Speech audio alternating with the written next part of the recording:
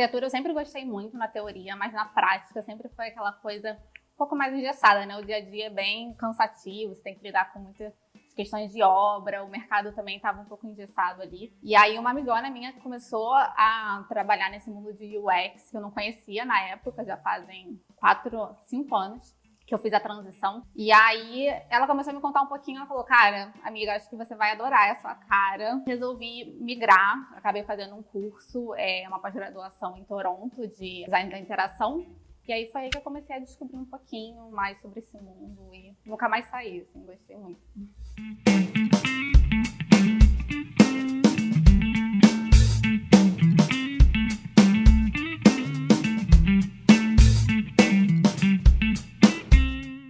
Meu nome é Daniele, eu tenho 30 anos e eu sou Senior Product Designer no Nubank. Acho que o gatilho para essa mudança de área, essa decisão, foi quando eu estava nesse escritório que eu trabalhava de arquitetura, era bem voltado para arquitetura comercial, então a gente trabalhava muito com conceito e tudo mais. E aí eu fiz um planejamento, um novo projeto lá, que era realmente a experiência do usuário na loja física, para as lojas de todo o Brasil da Clube Melissa. E aí eu super estudei sobre experiência do usuário para espaços físicos e tudo mais. E aí eu acho que foi aí que bateu aquela coisa, comecei a entender e vi que era isso que eu gostava mesmo e me apaixonei. Então, essa minha amiga que veio falar comigo, na verdade, partiu dela. A gente fez a faculdade junto, mas sempre foi aquela coisa, nós duas, assim, amando a teoria e odiando a prática. E aí ela mesmo que veio falar comigo, ela começou a descobrir, eu nem lembro como, acho que foi lendo mesmo através, porque ela sempre gostou muito de design. Então, ela acho que foi a partir lendo blogs e tudo mais, entrando nas comunidades de UX da época, que estava bem começando. E aí ela mesmo que veio falar comigo e me puxou para conversas, começou a compartilhar material comigo, assim. Esse processo da transição, claro, não foi tão óbvio, assim. Acho que é normal, né? Sempre que faz transição, sempre bate aquela síndrome do impostor. Já estava ali num caminho, bem ou mal, então bate aquele pânico, né? Aquela coisinha, mas é aquela ansiedade boa, assim, de incerteza. Quando eu fui fazer o curso, eu fui fazer um curso em Toronto, essa pós-graduação em design da interação. E aí, ao longo do curso, bateram várias questões, várias dúvidas. Acho que é isso, bem normal para mudança de área, principalmente eram conceitos.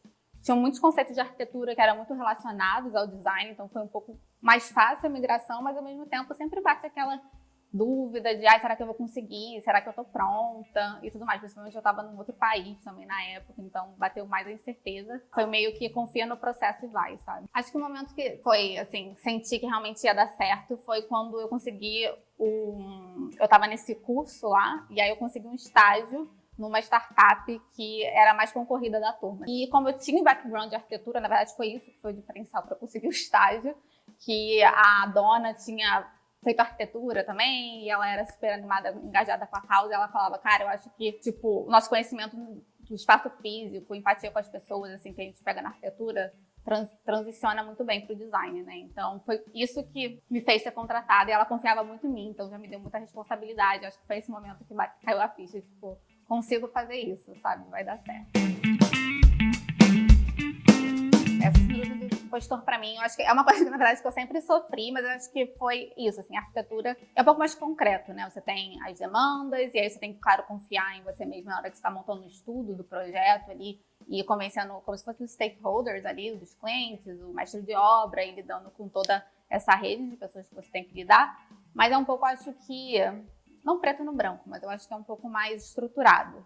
Enquanto, quando eu migrei para produto, para o X, era muito mais conceitos mais abstratos, os desafios eram muito maiores, eram desafios, você tinha que lidar com limitação tecnológica e limitação de abertura de mente dos stakeholders, era tipo, os desafios eram muito maiores, assim, eu acho que basicamente por isso eu sempre sentia, será que eu tô pronta, sabe, para defender essa ideia? Será que eu tô 100% pronta? E aí o que foi aprendendo é que, cara, ninguém tá 100% pronto nunca, a gente tem que fazer o nosso melhor, se embasar em dados e seguir, sabe?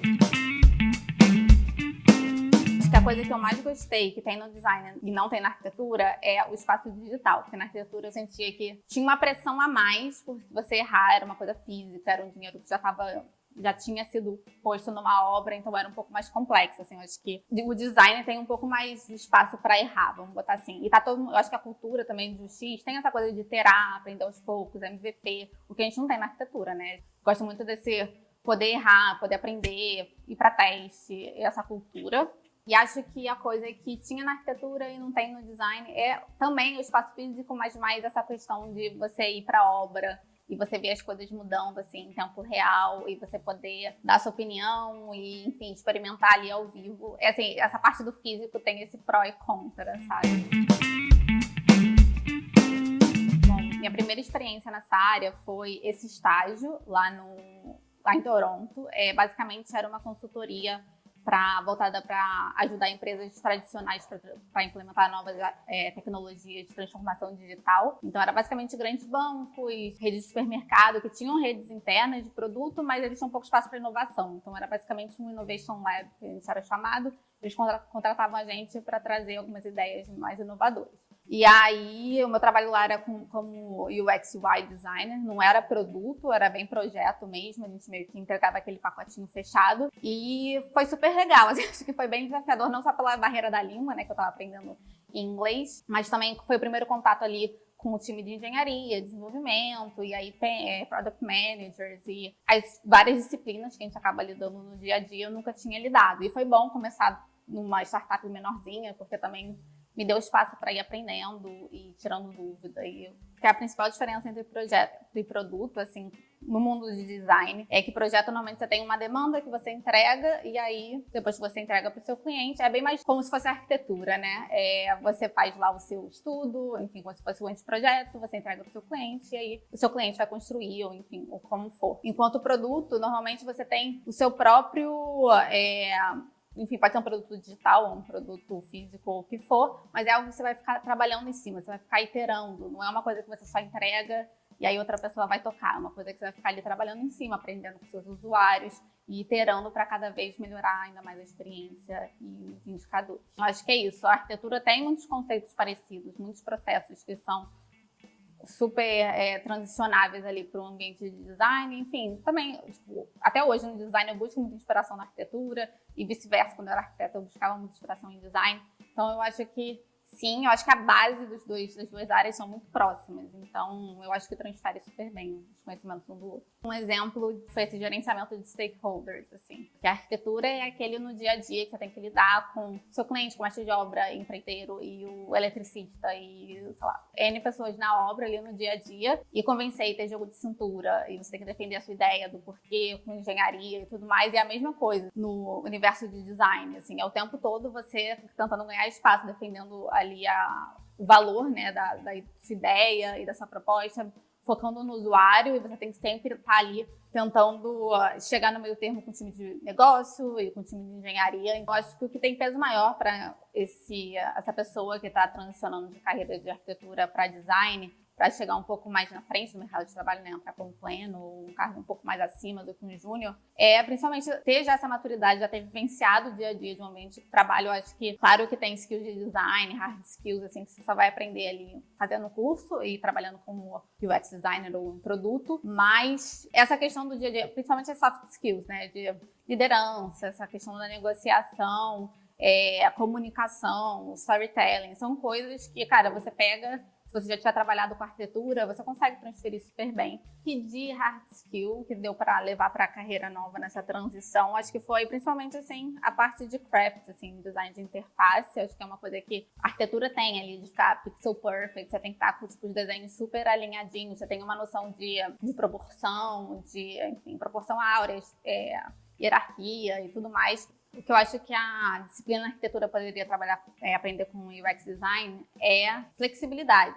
Eu acho que UX designers conseguem pensar de uma forma bem mais flexível, até não só nessa questão da iteração, enfim, você está mais aberto, mas acho que está mais aberto para ideias fora da caixa, sabe? Porque na arquitetura, às vezes, tem a questão lá do budget, um pouco mais certinho, outras questões um pouco mais que colocam você meio dentro de uma caixinha. Eu acho que o UX design é um mundo que te permite muito mais criatividade, flexibilidade na hora da criação das soluções, que eu acho que é uma coisa que a arquitetura podia aprender bastante. Dia a dia, assim, de produto, essa questão da interação e tudo mais, eu acho que uma coisa que eu aprendi é que por mais que você tá presa, entre aspas, em um produto, você nunca está fazendo a mesma coisa, porque um produto tem N desafios que você pode atuar de N formas. Então, por mais que você tenha um lançamento de uma feature ou algo que seja, e você fique aprendendo em cima e iterando, sempre tem outros desafios, o negócio está sempre crescendo, tem sempre outras questões, várias oportunidades para você mudar. Eu acho que isso que é bem legal, assim, sempre tem uma coisa de você conseguir pensar na visão a longo prazo e ir mudando no meio do caminho, nunca é aquela coisa engessada que daqui a 5 anos quero estar lá e você vai chegando, então você vai aprendendo e vai mudando. Então acho que uma coisa que eu aprendi muito era que inicialmente eu achei que ia ser até meio chato, assim, meio monótono, você ficar sempre fazendo a mesma coisa, mas não é, tipo, é mentira, sabe? Isso é um mito. Você tá sempre aprendendo coisa nova, você tá sempre mudando. O desafio, tem N desafios em um produto só, então tem muito espaço para fazer muita coisa, assim. O que eu falaria para Daniele de 2017, hoje em 2022, seria: confia no processo primeiro, assim, vai dar certo. Acho que para de se duvidar de si mesma. Mas eu acho que também essa questão a sua base em arquitetura vai abrir muitas portas, sabe? Então não se preocupa que vai dar certo. Se eu fosse dona do curso que eu fiz lá em 2017 e eu pudesse oferecer algo que eu acho que faltou e não tinha sido oferecido, com certeza seria mesclar mais a galera que estava estudando engenharia ou, sei lá, trazer algumas pessoas de fora para ter essa troca do dia a dia. Eu senti que quando eu entrei no mercado de trabalho foi isso que faltou. Como eu falei, foi sorte, que era uma empresa pequena, eu senti abertura para trocar, todo mundo era super novo também, então estava todo mundo começando e queria aprender junto, mas essa troca com o time de engenharia e desenvolvimento, a troca com o time de negócio, acho que foi o que mais faltou, assim. Eles tinham algumas pessoas que vinham, mas eu senti falta de, nesse momento de criação do projeto, talvez já ter esses stakeholders mais próximos para a gente começar a aprender até conceitos, jargões do mercado, essas coisas que faltaram um pouco. Nessa trajetória de aprendizado aí de UX, quando eu entrei nesse primeiro emprego, acho que o ombro que eu chorava mais, com certeza, era da minha família, do meu namorado e de uma amigona minha que eu fiz lá nesse curso. Também estava transicionando de carreira, mas ela era advogada antes. E aí ela, enfim, a gente meio que se apoiava muito ali. E aí ela também estava começando, também estava num estágio, então a gente estava meio... Chegava em casa, eu morava com ela na época, e a gente chegava, tipo, aprendi isso. Aí a gente anotava num caderninho, assim, tipo, jargão tal, sabe? Porque a gente, pior pânico era passar vergonha, sei lá, em alguma reunião grande, alguma coisa assim. Então acho que ela, com certeza, foi uma pessoa muito importante. O meu trabalho era muito aberto, assim, tinha um engenheiro que era super legal, acho que ele também foi uma pessoa-chave. Ponto importante que eu aprendi foi não ter medo de perguntar, sabe? Tá todo mundo super aberto. E aí, no início, eu lembro que eu ficava meio, tipo, eu deveria saber isso, não vou perguntar. Aí ficava lá jogando no Google, alguma coisa assim, eu esperava minha amiga para chegar em casa, tipo, você sabe isso, desesperado, passava o dia inteiro sofrendo. E depois fui, enfim, criando abertura ali com as pessoas e eu vi que, cara, é isso.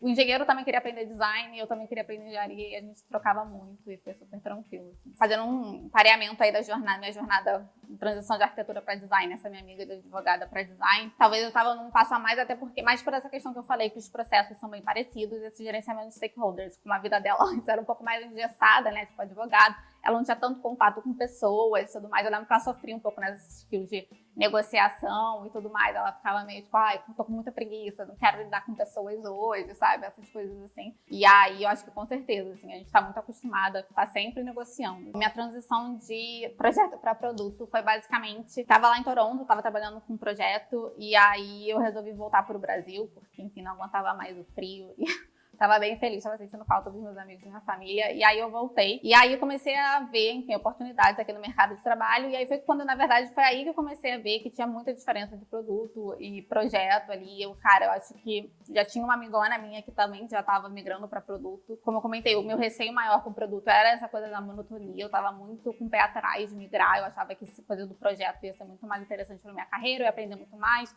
Cada dia é um projeto novo, tá sempre mudando. Mas aí, enfim, tinha uma amigona minha que tava na Vetex na época, e aí ela falou, cara, acho que você vai gostar, tem muito desafio muito grande, é a sua cara, tenta. Aí acabei me inscrevendo e foi aí, assim, foi meio que uma aposta quase de que essa coisa da monotonia não ia pesar tanto, assim, que era a minha maior preocupação. Mas eu também via muita oportunidade dessa questão de dar mais um conhecimento mais profundo sobre os assuntos, né? Porque projeto, às vezes, você não entra tanto ali na questão das dores dos usuários e tudo mais, porque tem um pacotinho onde você já recebe um briefing ou alguma coisa assim do time de pesquisa, então você não tem aquela coisa do dia a dia, de contato com o usuário, de fazer um teste de usabilidade, botar a mão na massa nesse sentido. Então, isso era uma coisa também que eu queria aprender muito. Então, foram essas duas coisas. Assim.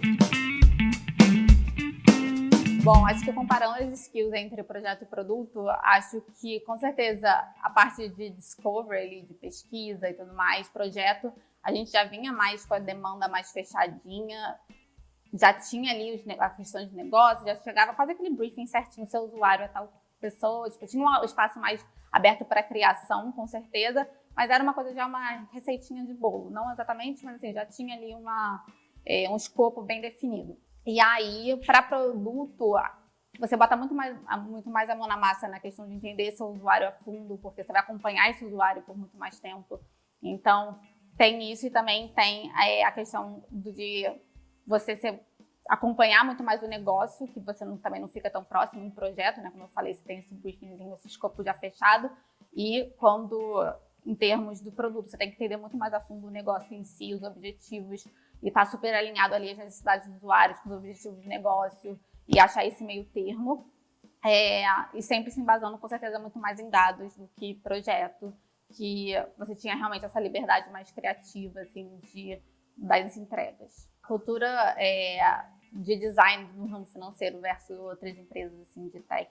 Tem muito espaço para design, porque eu acho que tiveram algumas fintechs que fizeram uma virada de chave. Então, todo mundo está tendo que correr atrás. Eu acho que tem muito espaço para melhorar. Era aquela coisa um pouco meio pré-histórica, assim, os bancões. Então, com essa virada de chave, eu acho que está quase uma corrida de contratação.